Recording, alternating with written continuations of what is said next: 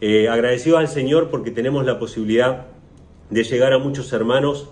Hay muchas cosas que han pasado esta semana, estas últimas semanas, que me han dejado pensando mucho, y yo quería compartir con ustedes, hermanos, algunos textos de la palabra del Señor sobre cuál es la misión de la iglesia.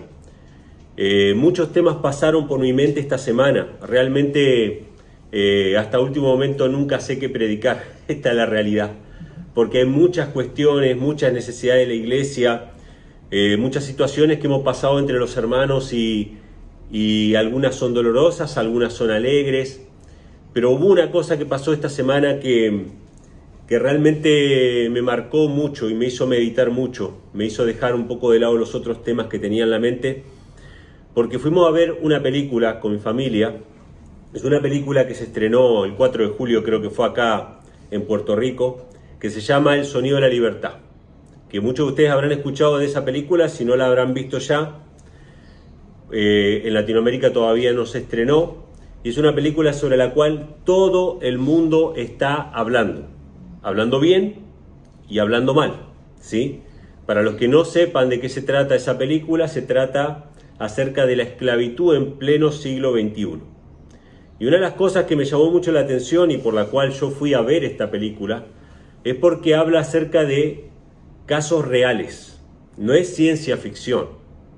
En el mundo en el cual nosotros vivimos, incluso en Occidente, porque sabemos que en Oriente siguen habiendo aberraciones medievales todavía hasta el día de hoy, sin embargo, en Occidente y sobre todo en Latinoamérica, pero con una influencia también de Estados Unidos, porque los consumidores son de Estados Unidos, hay todavía esclavitud, y esclavitud de niños, ¿sí? No solamente en la India, en África. Ustedes saben que en África hasta el día de hoy hay esclavitud, y no son blancos esclavizando a negros, son negros esclavizando a negros.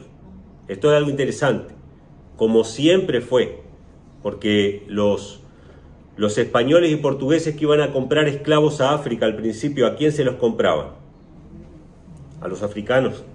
Hasta que los portugueses dijeron, ¿por qué vamos a comprar si podemos llevar todo lo que queramos? Y empezaron a llevarse a todos. Pero hasta el día de hoy, en África hay esclavitud, en India hay esclavitud, en China hay esclavitud, en Latinoamérica hay esclavitud, hay trabajo esclavo, hay trata de personas, y sobre todo en Estados Unidos se consume parte de esta esclavitud. A veces se van a otros países a consumir esta esclavitud. Y la película trata eso, de casos reales de esclavitud. Y uno de los datos que me llamó mucho la atención de esta película, que lo dieron al final, dieron datos, algunos datos, algunas referencias, de que en la actualidad existe mayor esclavitud que cuando la esclavitud era legal.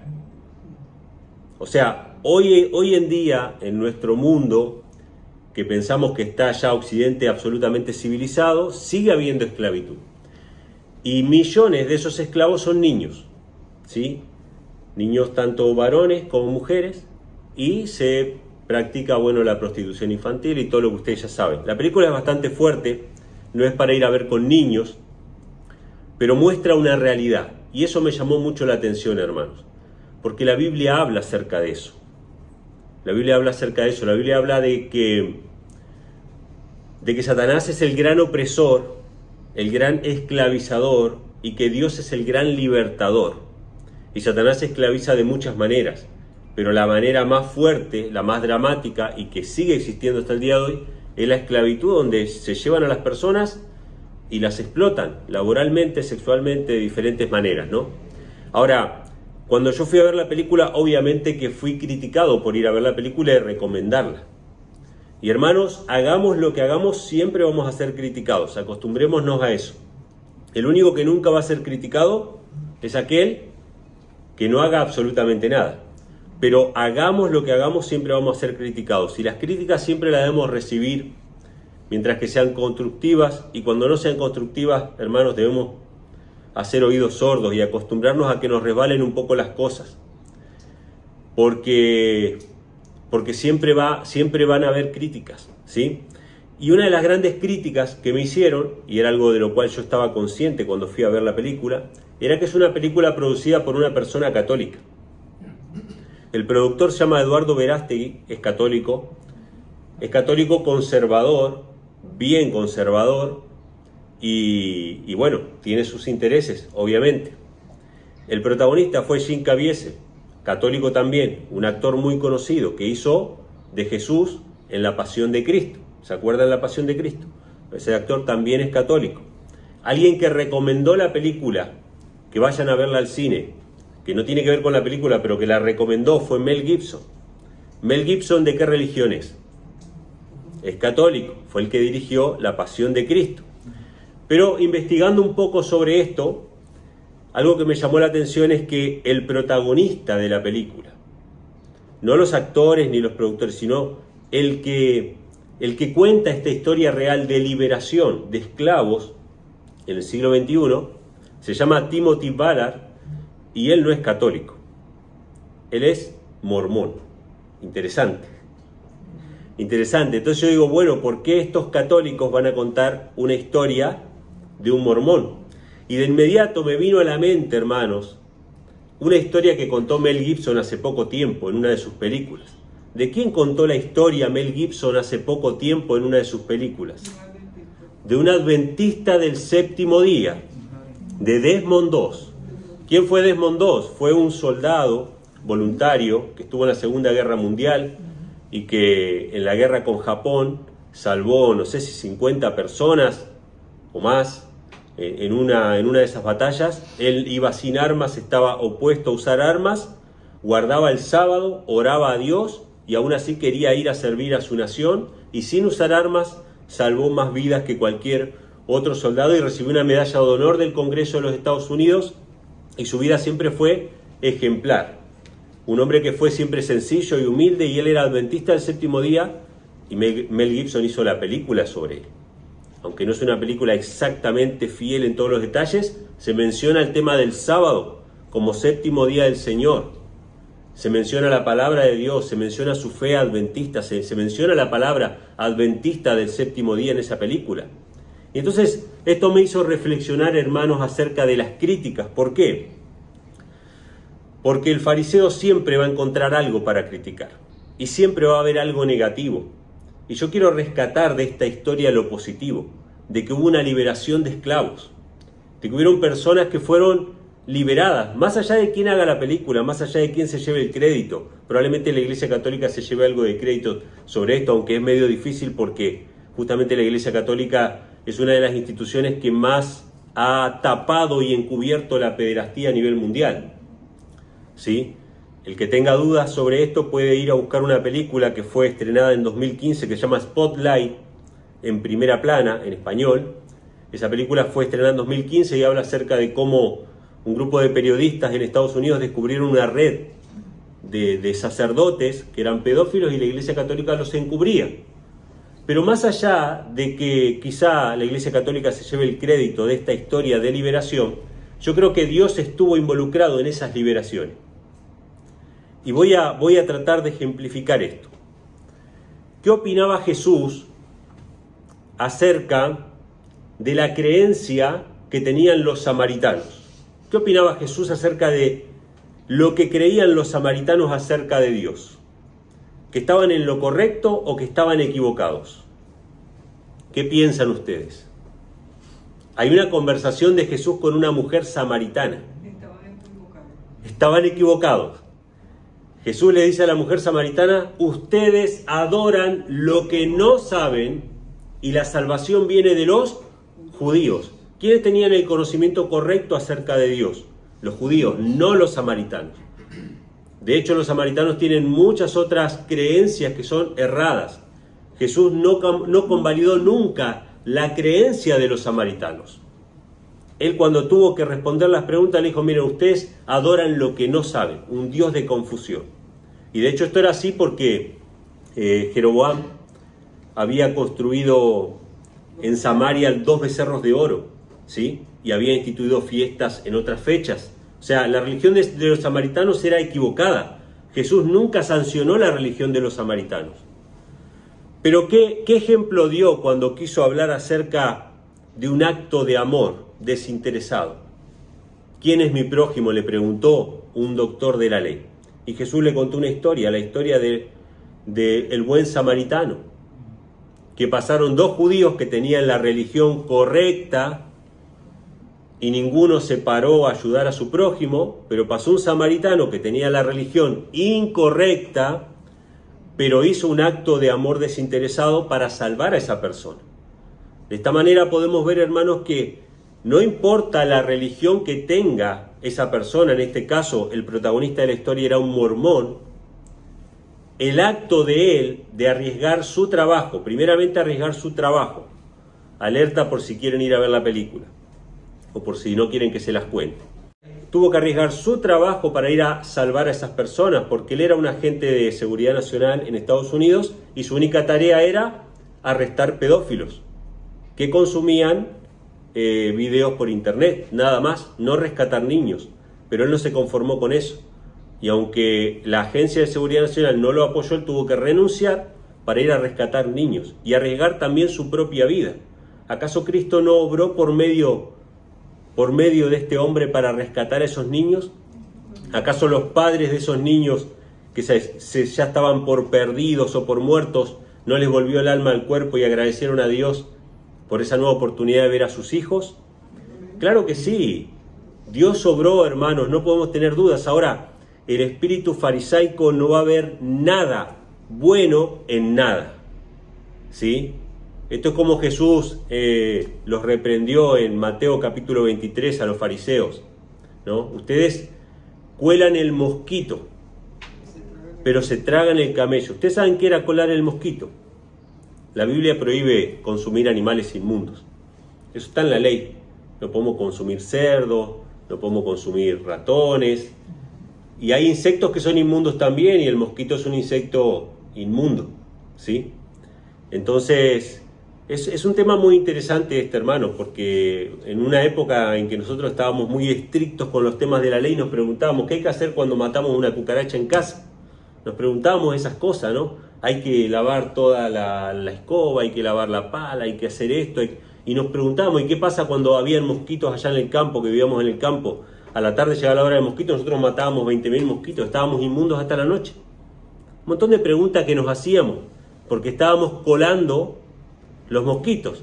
Entonces, como un mosquito era un animal inmundo, los fariseos les mandaban a la gente que cuando iban a tomar agua, que cuelen el agua, porque por las dudas había caído un mosquito ahí, entonces para no consumir un animal que estaba inmundo.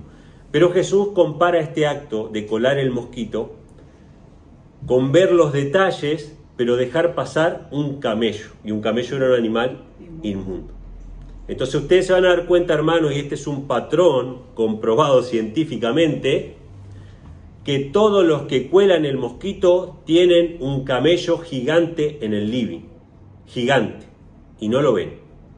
Ven los mosquitos de todos los demás, pero no ven su propio camello en su propia casa. Hermanos, cuando Jesús reprendió a los escribas y fariseos, le dijo, ustedes necesitaban hacer lo más importante de la ley, justicia y misericordia. Justicia y misericordia. ¿La justicia para quién es, hermanos? La justicia tenemos que aplicarlas a nosotros mismos, para sacar ese camello gigante que está en nuestra casa. Y la misericordia es para con el otro. No le vas a estar marcando todos los detalles al otro y poniéndole cargas difíciles de llevar. Todos tienen su proceso, todos tienen su tiempo. No es que no se pueda mejorar, se va a mejorar, pero nosotros no podemos estar marcando siempre a los demás. Misericordia para los demás y justicia, en todo caso, para nosotros. Nosotros busquemos nuestra justicia. Pidámosle al Señor que nos ayude a sacar esos grandes camellos que tenemos en nuestra vida, hermanos. Pero quisiera leer en la Biblia por qué este tema es importante acerca de la esclavitud. Vamos a leer Apocalipsis capítulo 13, versículos del 11 al 18. Apocalipsis capítulo 13, versículos del 11 al 18 nos hablan acerca del tiempo final. De un momento que, aunque está cercano, todavía no ha llegado. O sea, todavía no se ha implementado lo que nosotros conocemos como la marca de la bestia, ¿sí?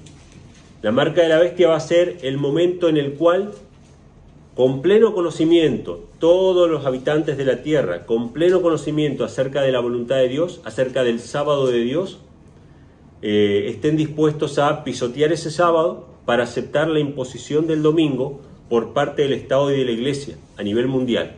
Esa va a ser la implementación de la marca de la bestia. Pero hasta el día de hoy nadie tiene la marca de la bestia. Pero este tema del sábado se va a conocer a nivel mundial. Todo el mundo va a poder decidir. Entonces, Apocalipsis, capítulo 13, versículos del 11 al 18, dice así: Después vi otra bestia que subía de la tierra, y tenía 2 cuernos semejantes a los de un cordero, pero hablaba como un dragón. ¿Quién es esta bestia? Estados Unidos de América. Sus 2 cuernos, que son los secretos de su poder y su crecimiento, son el protestantismo y el republicanismo, con lo cual se hizo fuerte, se hizo poderoso. Dice que tiene semejanza de un cordero, se parece a un cordero, porque así nació, como una nación libre, una nación que buscaba la libertad. Pero dice que va a terminar hablando como un dragón.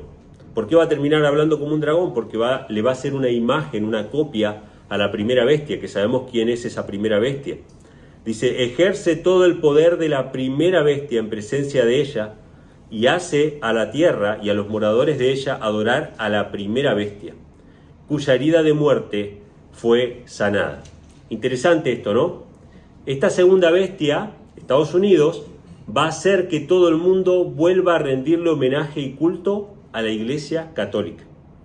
Va a ser el brazo que va a forzar a toda la tierra a adorar a la primera bestia. Y esto lo estamos viendo, hermanos. Está habiendo un crecimiento muy grande del catolicismo. Se está aceptando nuevamente. Y hay mucha gente del propio catolicismo que está entrando en la política. Obviamente cuando entren en la política van a dictar leyes a favor de la Iglesia, ¿sí? Con el afán de defender principios morales. En todo el combo, en todo el paquete que va a venir de parte de la derecha, defendiendo el tema del aborto, defendiendo el tema de la familia tradicional. Uno de los principios probablemente que se vaya a impulsar es el tema del domingo, ¿sí? Que es para defender la familia también. Así que esto está creciendo y esto está avanzando, lo podemos ver actualmente. Dice el versículo 13, y hace grandes señales de tal manera que aún hace descender fuego del cielo a la tierra delante de los hombres y engaña a los moradores de la tierra con las señales que le ha sido dado hacer en presencia de la bestia. Hermanos, una de las cosas que vamos a ver prontamente delante de nuestros ojos son milagros, señales. Lo que no se pueda convencer con argumentos de la razón, con argumentos de la lógica, con argumentos bíblicos, con un claro y positivo así dice Jehová, se va a convencer por medio de milagros y señales. A diferencia de Elías en el monte Carmelo, ¿sí? Que el que hacía descender fuego del cielo era de parte de Dios para convencer a toda esa gente, ahora va a ser al revés. El que haga descender fuego del cielo va a ser Satanás para convencer a la gente. ¿Por qué? Porque no va a haber un claro y positivo, así dice el Señor, ¿sí? Entonces dice, versículo 14, engaña a los moradores de la tierra con las señales que le ha sido dado hacer en presencia de la bestia, mandando a los moradores de la tierra que le hagan imagen a la bestia que tiene la herida de espada y vivió. Y le fue dado que se diese vida a la imagen de la bestia, para que la imagen de la bestia hablase e hiciese que todos los que no adorasen a la imagen de la bestia fuesen muertos. Entonces va a haber un decreto de muerte, dice, ¿no? Al final. Sabemos que esto va a ir progresivo, no va a ser de un día para el otro. Primeramente va a haber multas, primeramente van a perder el trabajo los que no adoren a la bestia, no van a poder comprar ni vender, etcétera, pero al final va a haber un decreto de muerte. Los que permanezcan firmes de parte de Dios van a recibir el sello de Dios, y los que aflojen, digamos, los que cedan, van a recibir la marca de la bestia para salvar su vida terrenal, ¿no? Y entonces dice en el versículo 16, y hacía que a todos, pequeños y grandes, ricos y pobres, libres y esclavos, se les pusiese una marca en la mano derecha o en la frente, y que ninguno pueda comprar o vender, sino el que tenga la marca o el nombre de la bestia o el número de su nombre. Aquí hay sabiduría, el que tiene entendimiento cuente el número de la bestia, porque es número del hombre, y su número es 666. Recapitulando, hermanos, este texto habla del futuro, de cosas que todavía no han sucedido, y sin embargo menciona que habían grandes, pequeños, ricos, pobres, libres y esclavos. Qué interesante, ¿no? Algo que me llama mucho la atención de esta película es que los medios tradicionales de comunicación la tildaron de teoría conspirativa. Una película conspirativa, ¿sí? Eso llama bastante la atención. Hay muchos intereses, hermanos, en las altas esferas del poder de que no se hable de la trata de personas. En Argentina sucedieron cosas bastante interesantes, bastante raras en los medios de comunicación y en las esferas de poder de Argentina, incluso cuando el actual Papa era sacerdote en Argentina, estuvo involucrado o estuvo salpicado con denuncias de trata de personas y de trata de niños, hermano. Las grandes esferas del poder no quieren que se hable de la esclavitud porque ellos consumen de la esclavitud. Este es un tema importante y la Biblia dice que la esclavitud iba a estar hasta el tiempo del fin. Cualquiera lo leería y diría, bueno, esto es un anacronismo, el profeta escribió según su época que había esclavitud. No, está describiendo nuestro tiempo. Vamos a ir a Apocalipsis ahora, capítulo 18.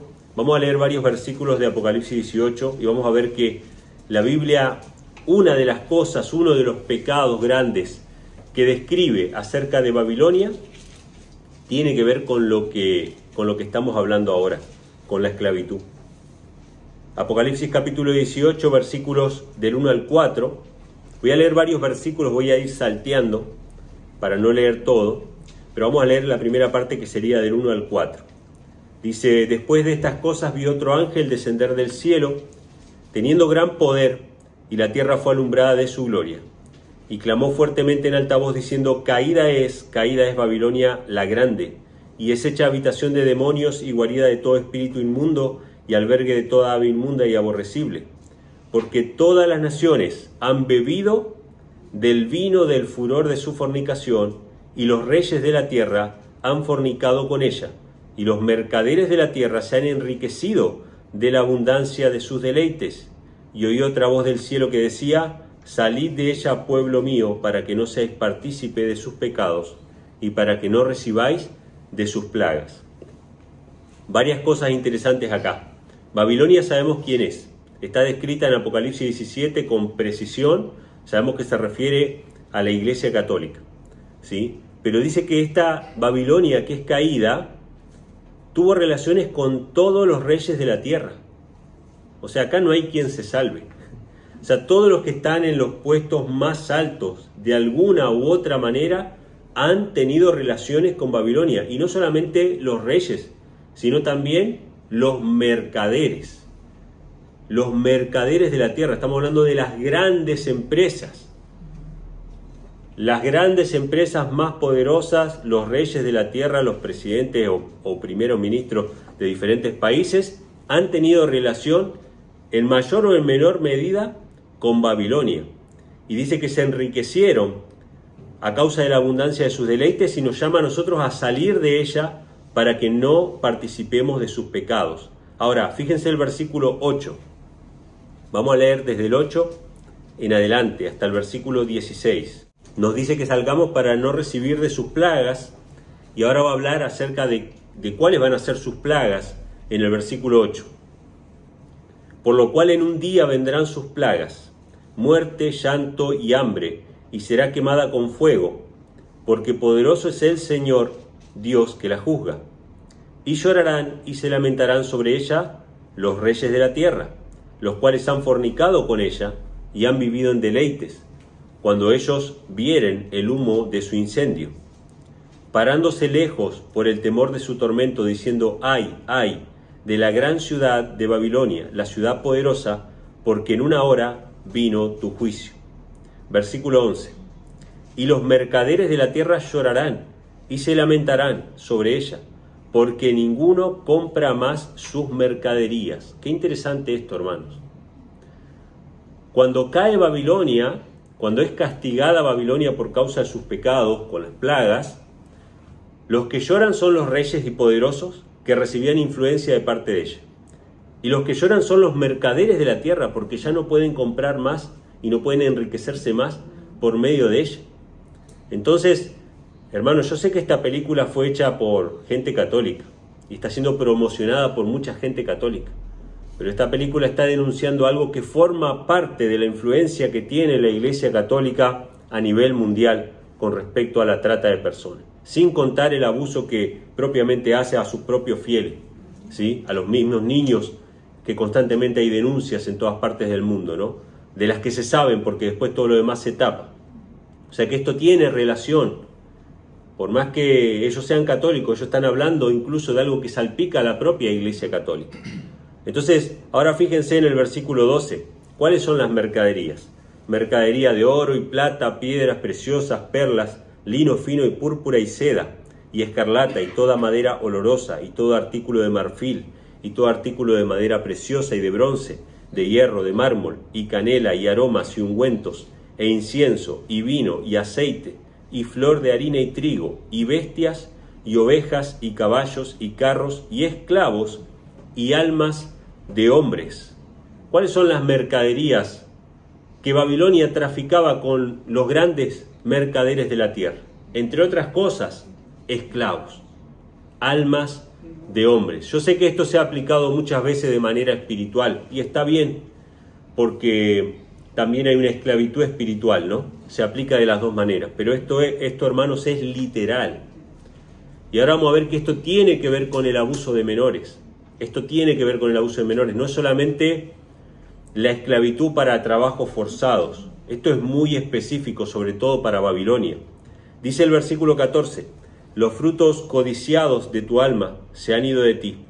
Todas las cosas suntuosas y espléndidas se han ido de ti, y nunca más las hallarás.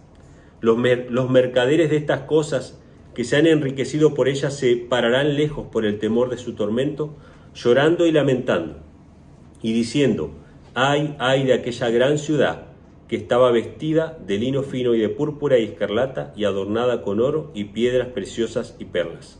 No hace falta ser muy erudito para aplicar esta descripción de esta ciudad, ¿no? Vestida con lino fino, púrpura, escarlata, adornada con oro, piedras preciosas y perlas. No hace falta ser muy genio para darse cuenta de eso, ¿no? Versículo 21, y acá viene la relación, hermanos, con el tema del abuso de menores. Un ángel fuerte tomó una piedra como una gran piedra de molino y la arrojó en el mar diciendo, con esta violencia será derribada Babilonia, aquella gran ciudad, y nunca más será hallada. ¿Cuál va a ser? ¿Cuál es el ejemplo? ¿Cuál es la ilustración que se utiliza para describir la caída de Babilonia? Una gran piedra de molino echada en el mar. ¿Les suena? Claro que nos suena. Estas son las palabras de Cristo en Lucas capítulo 17, versículo 2, hablando acerca de los niños y de la protección especial que requieren los niños, ¿sí? Y de lo vil y satánico que es el crimen contra los niños. De hecho, en una escena de la película, el protagonista cita este pasaje cuando captura a una persona que se dedicaba a eso, ¿no?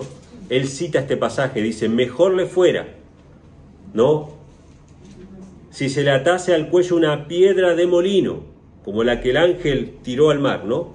Y se lanzase al mar, antes que hacer tropezar a uno de estos pequeñitos, antes que escandalizar a uno de estos pequeños, también lo dice así en otro pasaje. Entonces, ¿Babilonia trafica con esclavos y almas de hombres? Sí. ¿Y esto está relacionado con el abuso de menores? Sí, porque la caída de Babilonia está ilustrada con una gran piedra de molino que es echada en el mar. Y esos mercaderes de la tierra, que son los poderosos de la tierra, que consumen esas mercaderías, ¿sí? Están claramente descritos en este pasaje. Pero quisiera citar, para terminar, Lucas capítulo 4, versículos 16 al 21, que nos hablan de nuestra misión, hermanos, como cristianos. ¿Y por qué es importante la obra que hizo este hombre? Yo no estoy de acuerdo con los mormones. Yo no creo en lo que creen los mormones. Obviamente no apruebo la religión de este hombre, ni tampoco apruebo la religión católica. que son los que produjeron esta película. Pero el acto de este hombre de liberar a costa de su propia vida a niños de la esclavitud es un acto que fue guiado por Dios, sin lugar a dudas. Y sobre todo que se pueda contar. Y por eso recomendé la película, para que se pueda contar y se pueda hablar de esto. Hermanos, ustedes saben que cuando tuvimos otras situaciones de opresión, que creo que hasta el día de hoy todavía no se puede hablar en los medios de comunicación o en YouTube, por eso voy a decirlo así. Tuvimos situaciones de opresión donde no podíamos salir, donde la gente estaba sufriendo, donde habían abusos, incluso en los hospitales. Una de las cosas que yo sentí siempre en mi corazón era hablar de eso. ¿Por qué? Porque yo por ahí no puedo ir y solucionar todos esos problemas y no puedo ayudar a todas esas personas. Pero cuando uno habla de eso, esa persona por lo menos no se siente tan sola. Esa persona por lo menos tiene un apoyo. Esa persona que está pasando esa situación. Quizá nosotros no podamos hacer lo que hizo este hombre de ir a liberar esclavos, literalmente. Pero el hecho de que yo haya recomendado la película es porque me parece que sí se tiene que hablar de ese tema. Porque ayuda a que otras personas puedan ser liberadas. Ayuda de alguna manera a que el tema se sepa, que no sea un tabú. Y es sorprendente, hermanos, el texto es Lucas 4, versículo 16 al 21. Es sorprendente, hermanos, cómo no se habla de este tema, que debería ser primera plana en todos los diarios. Los intereses que hay metidos en los medios de comunicación, los poderes que están ocultando este tema, son impresionantes. Y el éxito que tiene esta película no es gracias a los medios de comunicación, es gracias a las redes sociales. Porque la gente en las redes sociales, hablando, se hizo conocida la película, ¿sí? Así que bueno, gloria a Dios si hay liberación por algo de esto, ¿no? Lucas 4, versículo 16 al 21, perdón. Jesús, después de haber estado tentado en el desierto, después de haber sido bautizado y haber resistido la tentación, dice, vino a Nazaret donde se había criado y en el día de reposo entró a la sinagoga conforme a su costumbre y se levantó a leer. Hermanos, Jesús es nuestro ejemplo, es nuestra guía. Él está ahora sentado en la iglesia el sábado a la mañana para leer la palabra del Señor, así como nosotros hacemos. En eso, hermanos, le estamos siguiendo. En eso estamos en ese camino. Pero tenemos que hacer todo lo que Él hacía y seguirle en el resto de su caminar. Porque Él se dedicaba a algo, hermanos. Se dedicaba a liberar personas. ¿Sí?